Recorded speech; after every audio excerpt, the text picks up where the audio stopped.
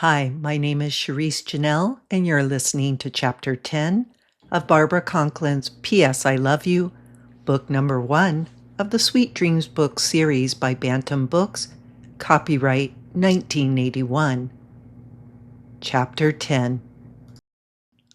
Paul was in high spirits. I guess showing the reservations to us was like me always dragging my relatives down to see the tide pools and watch the sandcastle contests we had each year.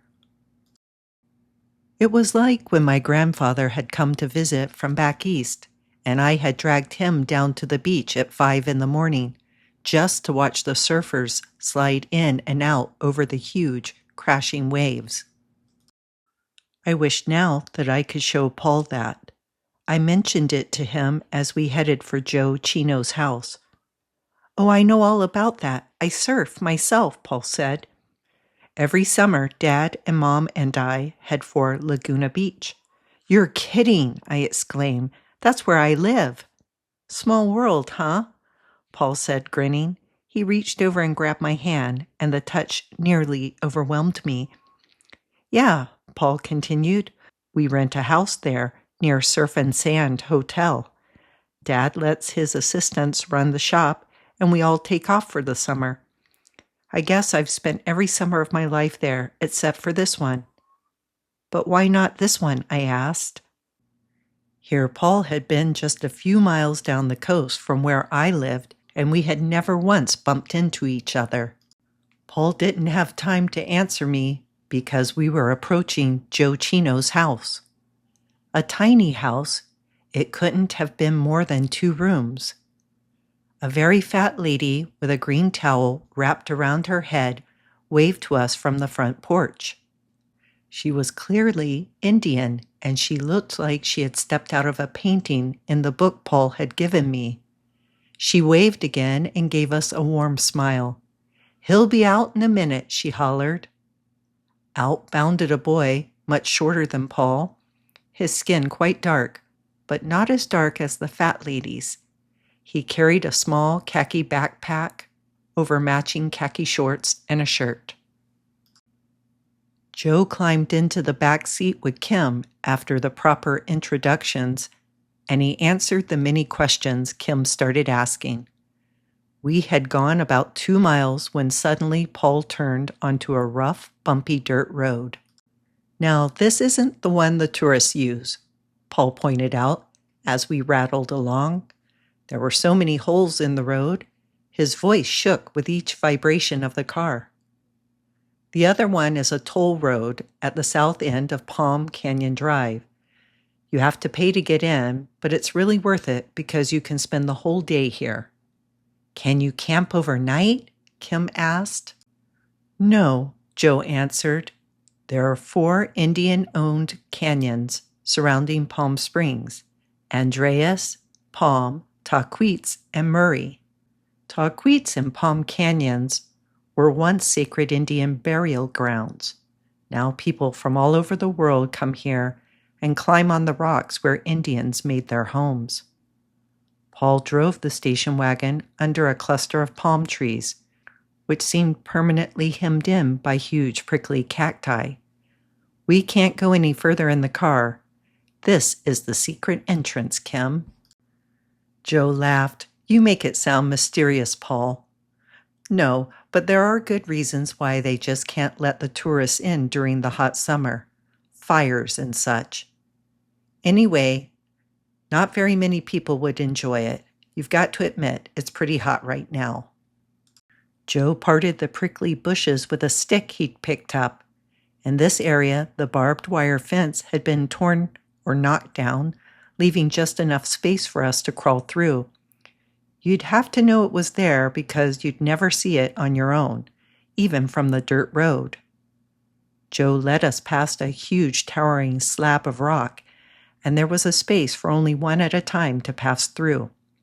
On the other side of the rock, Joe parted giant ferns and held them back for Kim, and I gasped as we stepped into the green, huge forest. "This is called Andreas Canyon," Joe told us, smiling with pride. "I've never seen anything like this," I gushed. Paul stopped beside each tree, bush, and bit of foliage, naming them all. Sycamore, alder, wild grapes, mesquite, moss, tamarisk. The sun peeked through the lush surroundings, making unusual feathery patterns on the spongy ground. I couldn't believe my eyes. Just seconds ago, we had been in a desert, the sun beating down on us without mercy.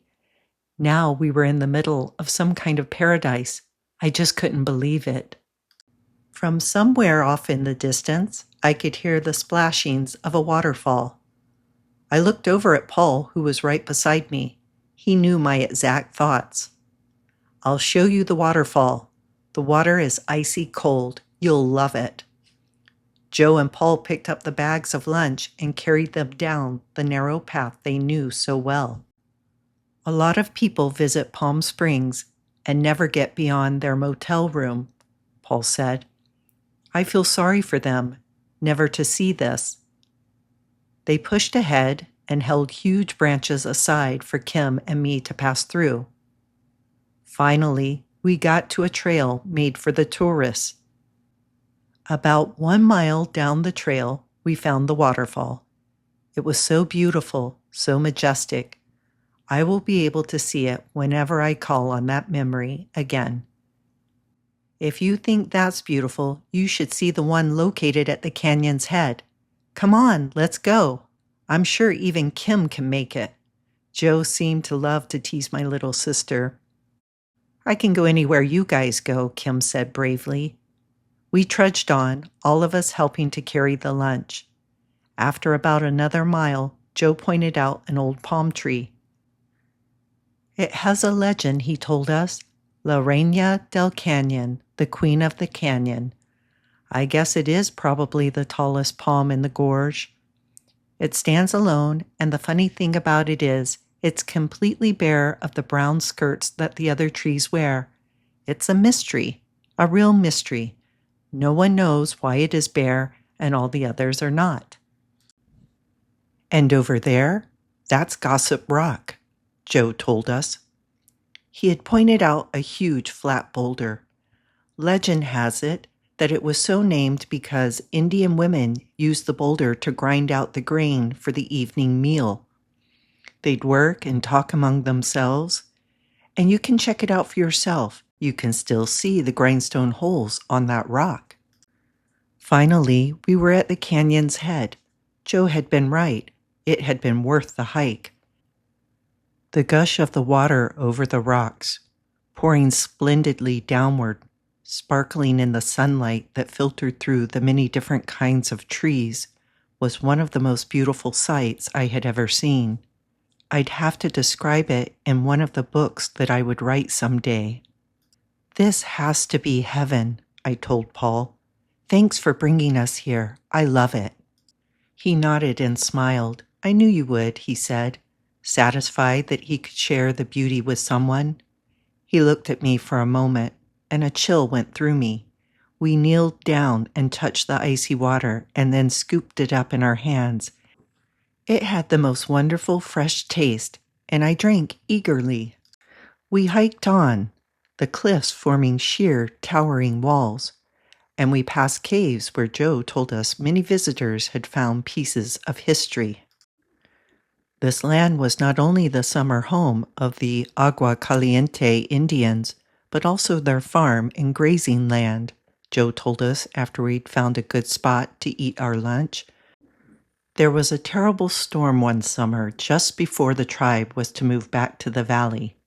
The cloudburst washed away the rich topsoil and the crops that had been packed for the journey. Afterwards, there were only huge boulders and a barren gorge. You said there were other canyons. Are they all like this one? I asked. Joe picked up his chicken leg and reached for a napkin.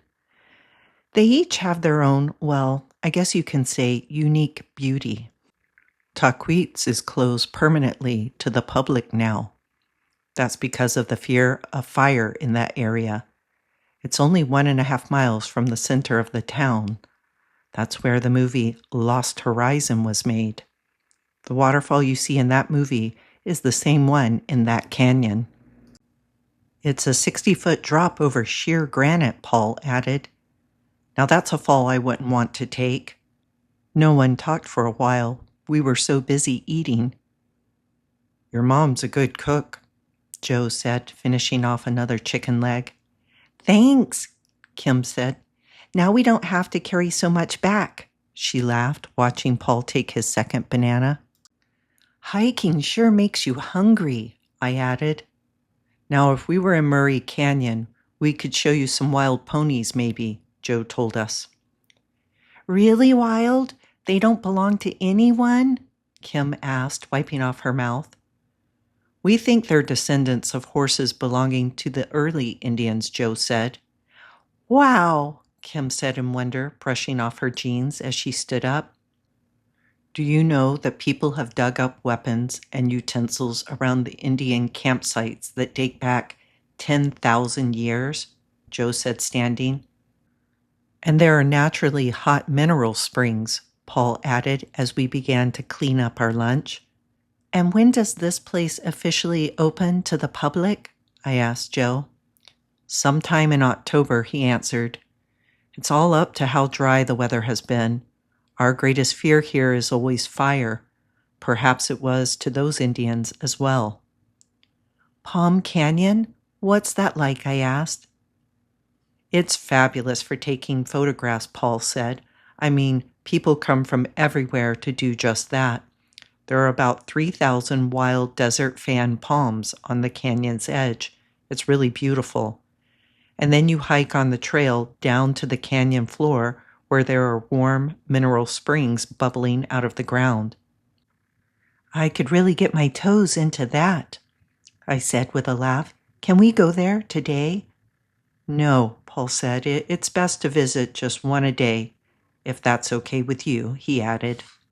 Fine, I told him. We've got the rest of the summer. Well, I won't really have that much time, Paul told me, helping me climb over a jagged rock. I'm scheduled to go into the hospital next Monday. I've been putting it off for a while. His face suddenly looked as if an unpleasant memory had crossed his mind. We were standing on another rock further down from the falls. It wasn't as big as Gossip Rock, but it was big enough for several people. Looking around, I saw that we had come into somewhat of a circle. Paul's entrance to the place was just a short distance from the rock we were standing on. Paul sat down, and I decided to join him. Joe shouted back at us, I'm going to show Kim the cave I found last summer. Are you coming? Not just right now, Paul said. We'll catch up in a minute. The sun filtered through the empty spaces between the huge trees and made beautiful lacy patterns of light on the rock. Why the hospital? I asked lightly, hoping it wasn't being too nosy. What if the question had been something a girl shouldn't ask a guy, I wondered. Sorry, I had asked. But before I had too much time to worry about it, he was telling me. No big deal, he said, taking off his tennis shoes. His toes were long and slender. I pulled off my shoes, and together we held out our feet, comparing them. They're huge boats, I said, meaning my own feet. Then what are mine, aircraft carriers? He laughed. It felt good to be barefoot. Paul was smiling now. Your toes are fat and pudgy, he told me. It looks like you were running too fast and smashed into a stone wall. I picked up my shoe and hit him on the head. Hey! He backed away and laughed, and then we both laughed together. Come on. Feet are silly looking when you think about it, he said, chuckling. And then, without warning, he went back to the original subject. I've had 2 cysts removed already, he said quietly. They're like little lumps, tumors, and they grow right under the skin. I had one removed from the back of my ear last winter, he said, pointing to his right ear, and then one from under my left arm. Oh, I said, that's terrible. Was it very painful? The cyst or the operation? The cyst doesn't hurt at all. It's like a lump, but it grows. It starts out like a little hard seed, and then it gets like the size of a pea. The doctors measure it, and each time you go to his office, and then he decides if he really should remove it. As far as the operation goes, you don't feel anything until the anesthesia wears off. See this little scar right on the back of my jaw? I looked and found the little jagged line. It's really not much now, but last year it looked red and ugly, and I thought it would be there for life. Now you have to really look to find it. And now, this operation? I asked gingerly. I sounded terrible. Under my arm, my right arm this time. I'll go in Monday and come home possibly the next day. No big deal, he said. I had a terrible argument with my mother about it. The scheduling, it seemed so unfair to me. It took away our Laguna vacation. It seemed we could have waited. But isn't this important to get it done now? I shuddered. Lumps, sis, I'd heard those words associated with cancer. Paul must have seen the horrified look on my face. Really, it's nothing. It's not serious at all. And then he changed the conversation completely. Your name, Mariah. How did you get it? It's so unusual.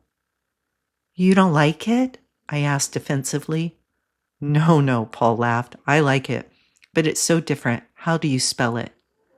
I spelled it out slowly, wondering if he was laughing at me. When my mother was pregnant with me, my father was working in insurance. But his first love was our little local theater where they'd put on plays and musicals. He loved it so much. It was hard to tear him away, my mother told me. He was doing Paint Your Wagon on the night I was born. My father missed the whole thing. He always laughed about it and said it was far more important for my mother to be present. Anyhow, I went on, my father sang in the men's chorus, and one song was, They Call the Wind Maria, but they pronounced it like my name sounds, Mariah. My father loved that song, and so when he finally got to the hospital, he asked my mother to call me Mariah. They changed the spelling so that people would not call me Maria by mistake. Paul didn't speak for a while, and then, sounds to me like your father must be a very interesting guy. Oh, he is, I said, happy that Paul had given me an opportunity to talk about him. He's terribly good-looking, too, and talented. Couldn't he come to Palm Springs? It always came back to that. No matter what the conversation was with people, I always had to confess that my parents were divorced. No, I told him, putting my shoes back on. The day I was 14, he left us. I might as well tell him everything and get it over with, I thought. He ran off with a woman from his office. They flew to a small town near Chicago, her hometown, and my father got a job in Chicago selling air conditioners. Are they still together? No, and that's a funny thing. Just the other day, I went to my mother's bedroom to pick up her scarf. A letter from my father was on the bed. I thought it was a recent one, and I grabbed it and scanned it. And then I finally looked at the date, way back in January sometime. I know now that that little romance lasted a very short while, and all this time my father has been asking to come back. And your mother won't let him? She's too proud, I guess. And Paul, I'm only guessing. Why she had that old letter out, I'll never know, but she must have been reading it again. He begged her to let him come back. He said he wanted to be a good father and husband. He wanted a second chance. Maybe she's considering it. I was surprised at myself for confiding in Paul like this, but I felt so comfortable with him. I just let the words come out. We sat in silence for a while, Paul looking thoughtful, as though he was wondering about the letter too. And then he broke it. I guess you have a lot of friends back in Laguna. I mean, you must be pretty popular, he said, shifting his position on the rock. A sudden terror went through me. How could I tell him I'd never had a date, a real date? Anyhow, why should I ruin my chances with him, letting him know I wasn't popular at all? My mind raced. Rob, I blurted out. What? He asked. Well, of course, I have a lot of friends. I mean, like you have. But then there's Rob. In the last year, I have been dating him pretty heavily. It was too late. My imagination had the best of me. The only thing I could do was just keep talking, and maybe later on he'd forget the details. Yes, Rob Anderson, I told him, trying not to blush. I guess he's about 1 or 2 inches taller than you, and he has very dark hair and dark, dark eyes. And he's a football player. He's a quarterback. Oh, you mean he's a pretty big man there, Paul said slowly. Oh, yes, the biggest, I lied. Mostly we go to the movies and stuff like that. I keep pretty busy myself, Paul said, looking up at the sun peeking through the branches. Yeah, pretty busy. Jean, she likes to go to the movies too, a real movie buff. She was a cheerleader too. I guess you could say she's the best. She's going to Berkeley too. My heart turned over in my chest like a pancake doing a somersault. Jean? I asked weakly. Of course, what a fool I was. With Paul's good looks, there had to be someone, maybe a lot of someones. Now I knew how he spent his nights. She has long, blonde, wavy hair, he continued, and I wasn't sure I wanted to hear it. And her skin, it's so perfect, she never even uses makeup except a light lipstick. A goddess. I wondered if we should tell Hollywood, I thought sarcastically. And she has the prettiest laugh, he continued. When she laughs, it's like the tinkling of 2 crystal glasses touching? I asked, feeling a little mean. He gave me a puzzled look, and then we both started to laugh. But inside, I wasn't laughing. Inside, I was moaning. I finally had attracted someone, and now I'd found out that he was already taken, and by no less than a potential movie star. We sat silently for 3 or 4 minutes more, and then I could hear my sister far off in the distance. She was shouting something about a piece of history they had found. Joe's words, I was sure. Before they come back, Paul said in a whisper, I want to tell you about this rock. This is my rock. Joe doesn't even know it. I'm really supposed to have him with me if I sneak into the reservations in the summers, but I come here whenever I have to think things out. I smiled warmly at Paul. He had his rock also. You're laughing at me, he said, frowning. No, I told him, reaching out and touching his arm. Someday I'll show you my rock, the one where I go to sit and think. And then we both broke out into peals of laughter. Kim was below Paul's rock now, holding out a piece of stone.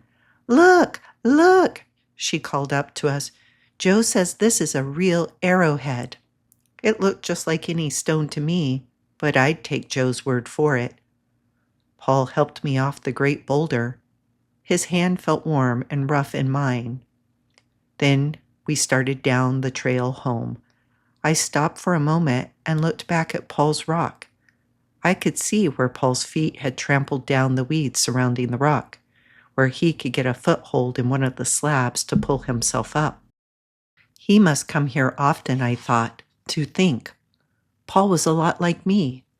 I thought again of Jean, and I wondered if she knew about Paul's rock, whether Paul had taken her here also.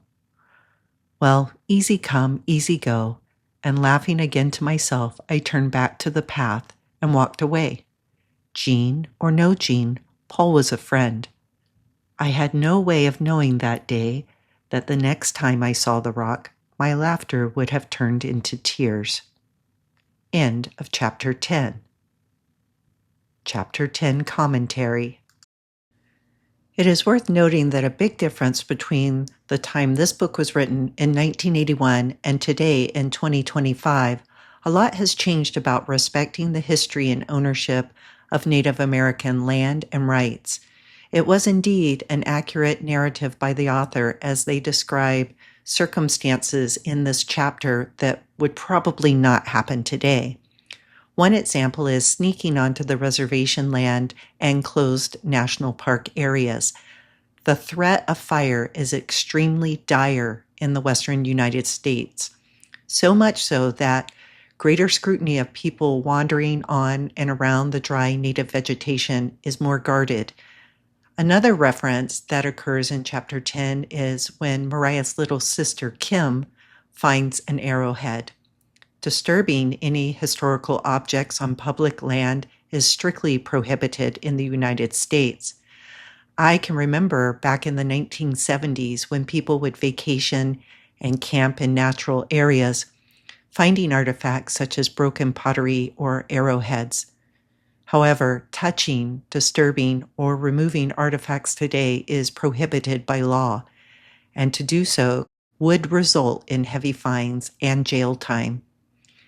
The author wrote about a genuine ignorance we held many years ago. She was in no way promoting bad behavior. It was simply a commentary of a reflection of some people's actions at that time. Thank you for listening to Chapter 10 of P.S. I Love You by author Barbara Conklin, published by Bantam Books, copyright 1981. Join me tomorrow as we find out more about Paul's mysterious hospital visit and what that means for Mariah's summer plans with him.